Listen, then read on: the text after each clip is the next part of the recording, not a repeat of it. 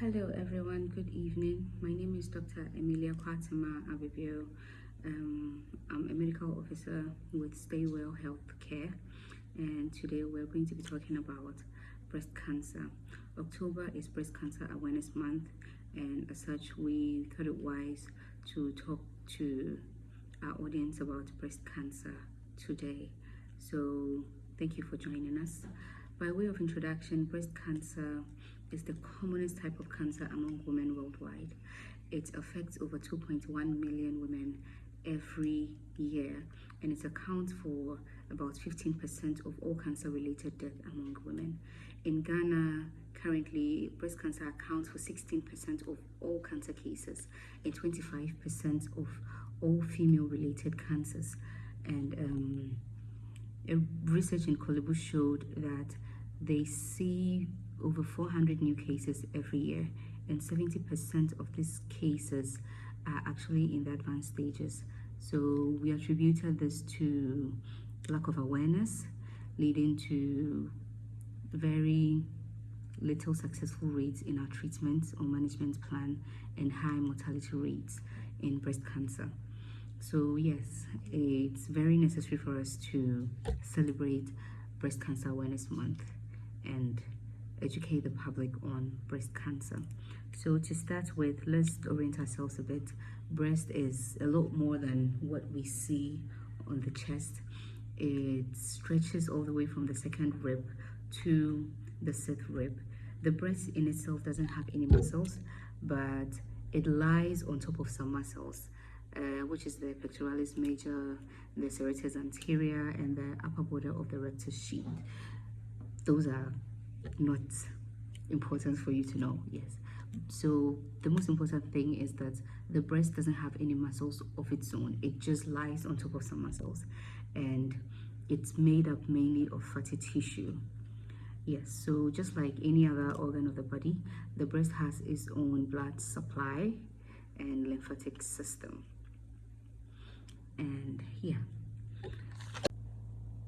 causes of breast cancer. We get this question a lot. Everyone wants to know what causes breast cancer, but like many other cancers, no one has a particular reason why people get breast cancers, but we have been able to identify certain factors that are associated with the disease. We can group these ones into modifiable and non-modifiable risk factors, and then we have other factors that we're going to put under endocrine factors. So for modifiable risk factors are factors that you have control over, you can change. We will talk about smoking. Smoking gives you a higher risk of breast cancer. Obesity, especially post-menopausal obesity, is high risk for breast cancer. And then lack of exercise, fatty meals, they all contribute to breast cancer to some extent. So for non-modifiable risk factors, these are factors that you don't have control over. These are factors you can't change. And with this, we have being female. By virtue of the fact that you're female, you are more at risk of getting breast cancer than a male. Not to say males don't get breast cancer. Actually, the incidence rate for breast cancer among males is 1% worldwide, but research in Ghana shows it's slightly higher, which is about 2.45. But being female is definitely a risk factor for getting breast cancer. And then we have increasing age. In Ghana, the age is 40 years. The peak incidence age is 40 to 49. So increasing age, you can't do anything about your age, but as you grow, you are at a higher risk of breast cancer. Age of menarche.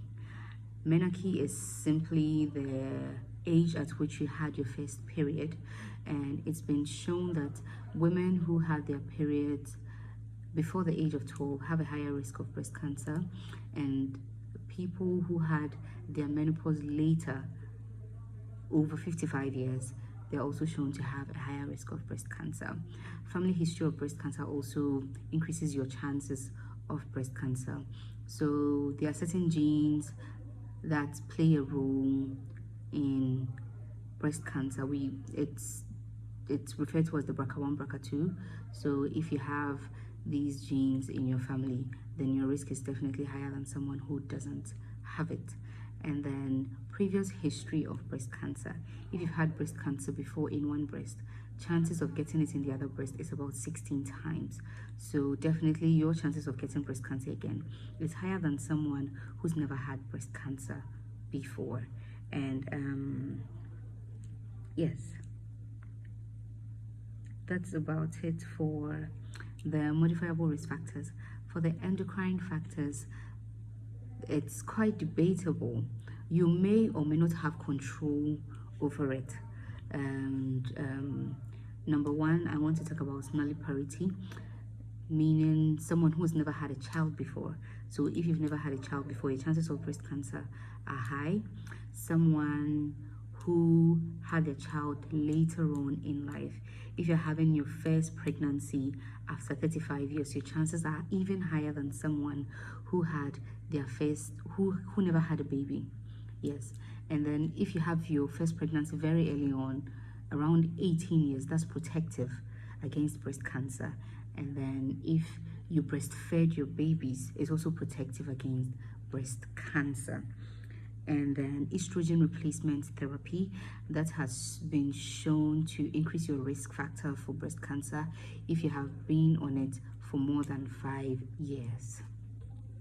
Okay, so now let's move on to common signs and symptoms of breast cancer. You can have pain in the breast. You can have a lump in the breast that is either painless or painful. You can have a change in the color of the skin of the breast. You can have an ulcer on the breast. You can have change in the architecture of the nipple. You can also have nipple discharge, whether bloody, greenish, whitish. If you're not breastfeeding and then you have a nipple discharge, it's a reason to see your healthcare provider. And then in the advanced stages of cancer, where they spread to other organs, you can have headaches, seizures, chest pain, difficulty in breathing, bone pain, back pain. It's all part of the symptoms if the disease is advanced. So let's talk about diagnosis of breast cancer. We use what we call a triple assessment, where we use the clinical assessment. That's when you see your clinician for your breast to be examined by a healthcare provider.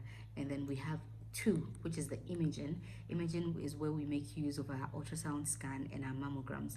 And the third one is cytology or pathology. This is where we take part of the breast tissue and then study it under the microscope to decide whether it's even a cancer or not, or even if it's a cancer, to decide what type of cancer it is. So that's about it for the diagnosis. Management of breast cancer mainly depends on the type of cancer you have, the stage of the cancer, and how advanced it is. So you have the local regional, and then you have the systemic. The local regional is mainly attacking the site of the cancer, which is the breast. So for local regional, we have the surgery, for which you can get your wide local excision depending on the size and the extent of the cancer. And then you can have the total mastectomy. The wide local excision is essentially taking out the cancer with a fair amount of healthy tissue around it. And then the total mastectomy is taking out the whole breast tissue and removing some of the axillary lymph nodes as well. And then we have radiation. Radiation is also under local regional. Radiation is where we expose the area of cancer to radiation to kill off any excess cancer that we could have left behind after wide local excision or even a total mastectomy. And then for your systemic treatment, you have your chemotherapy. We have the neoadjuvant and then the adjuvant chemotherapy. For neoadjuvant, we give the chemotherapy before the surgery, and this is done with the aim of reducing the size of the cancer before the surgery. And the adjuvant chemotherapy is done after the surgery to get rid of any cancer that may have been left behind. And then we have the hormonal treatment, where our main purpose is to reduce estrogen. So we use medications such as tamoxifen, arimidex, zoladex to treat a breast cancer patients. And then, yeah, so we usually use a combination of these treatment options depending on the patient and what's the outcome we are looking for. Early detection and prevention. Prevention of breast cancer is very important, but you don't have absolute control over breast cancer because, as I said initially, we don't know definitely what causes the breast cancer. So we can't say for sure if you do this or do that, you're going to prevent breast cancer. But what we can do is modify the lifestyle that we can change. So we initially spoke about smoking, alcohol, um, fatty meals, postmenopausal obesity. All these can be changed. So you can prevent, to some extent, prevent breast cancer by eating healthy, maintaining a healthy weight. You can quit smoking if you're smoking. You can quit drinking if you're drinking, or maintain a healthy level of drinking if that's a thing, if that's a possibility. Yes, early detection really, really, really saves lives. The chances of survival is 74% if we detect it early, and it you don't have to die of breast cancer. Is something that people have gone through and survived, so you can definitely survive it. So the key to surviving breast cancer is early detection. That's why we advocate for people to do self breast examination, and that should be done every month. If you're a woman over 20 years, then it's your responsibility not just to know your breast but to examine it at least once every month. We encourage women who are not menopausal yet to do their self breast examination a week after their period, because we know during their period and even during ovulation, the breast is a bit tender, it's lumpy, it's, hormones are raging, so it's a bit uncomfortable to examine the breast during that period. But a week after your menses, everything settles and it's much, much, much easier to examine your breast. So yes, if you can examine your breast the week after your period, that works perfectly, and it should be done every month. If you are postmenopausal, you can just choose a day in a month and just, examine your breast. So you won't have the problem of ovulation or menstruation. So you can just decide, the first Saturday of every month I examine my breast. That works as well. Yes. So early detection, we talk about recommendations for screening. And for the screening, we've already talked about our clinical assessment, our imaging, and then our cytology. So for you staying at home, you're supposed to do your self breast exam every month, and then every year you should get a clinician or healthcare provider to examine your breast as well. It's very important. You do yours every month, but in addition to doing yours every month, you should get a doctor or a nurse, a trained nurse, to examine your breast for you once every month. For women over 40 years, it's advisable that after your self breast exam and clinical exam yearly by a practitioner, you should also get a mammogram every year. You should get a mammogram done and then have your healthcare provider go through the report with you. The incidence drops after 50 years in Ghana. So after 50 years, you can do it 2 yearly. But if you can afford to do it every year, we encourage you to do that as well. People who are much more at risk may be, given different guidelines with respect to screening. You may be screened more often, or you may even use, more complex ways of screening, such as the MRI and other methods. So depending on your risk factor, you should talk to your healthcare provider, and I'm sure you can work something out. Early detection is the key to surviving breast cancer. So now that we are talking about self-breast exam, I'd like to take this opportunity to show you how to do your self-breast examinations at home. I prefer to use the mirror. You should be topless. You don't need a bra when you're examining yourself in the mirror.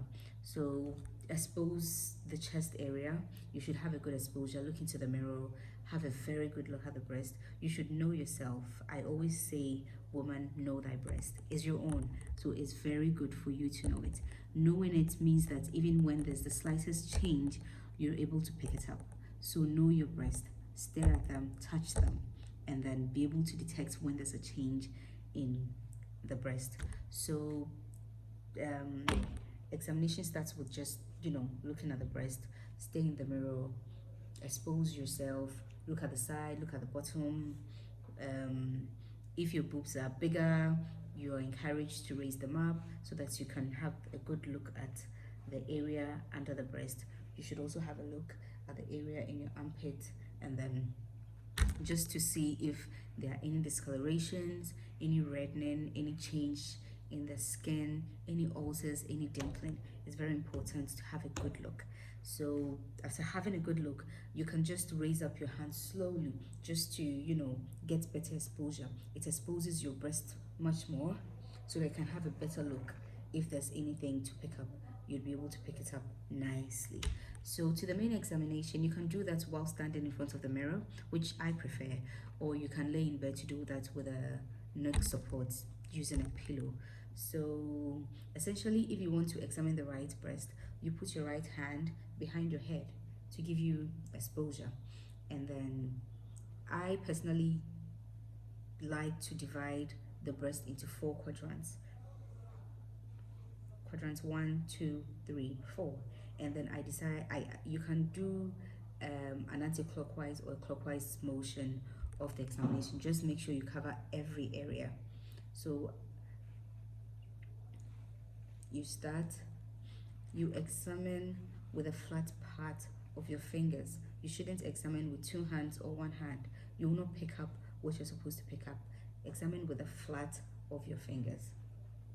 And then you're pressing the breast tissue against the chest wall so that if there's anything inside the breast, you'll be able to feel it. So once you go round, you'll be able to cover the whole circumference of the breast. And then you check the axillary area as well, just to be sure. And then when you're done examining this part, you're going to express the nipple into planes so that if there's anything coming out of the nipple, you'll be able to catch it. So after that, you do the same for the left breast. You put your left hand behind, and then you go through the same motion.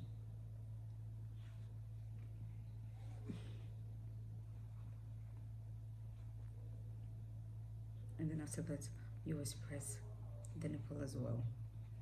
Okay, so this doesn't take even up to 3 minutes. So you can take 5 minutes out of your busy schedules and do a self-breast exam once a month. And if you are worried about your breast, if you have any questions about your breast, it's always good to contact your healthcare provider who will give you the necessary advice you need. So as initially stated, October is Breast Cancer Awareness Month. It's Pink October, so wear pink and talk to someone about breast cancer. Stay Well Healthcare is offering free breast screening for everyone on weekdays from 8 a.m. to 5 p.m. So please pass through for your breast screening if you've not had one done this month. Apart from Stay Well Healthcare, every hospital I know is doing free breast screening, so you don't have to travel to get your breast screened. Please go to the nearest hospital in your area and get yourself screened. Thank you very much for joining us.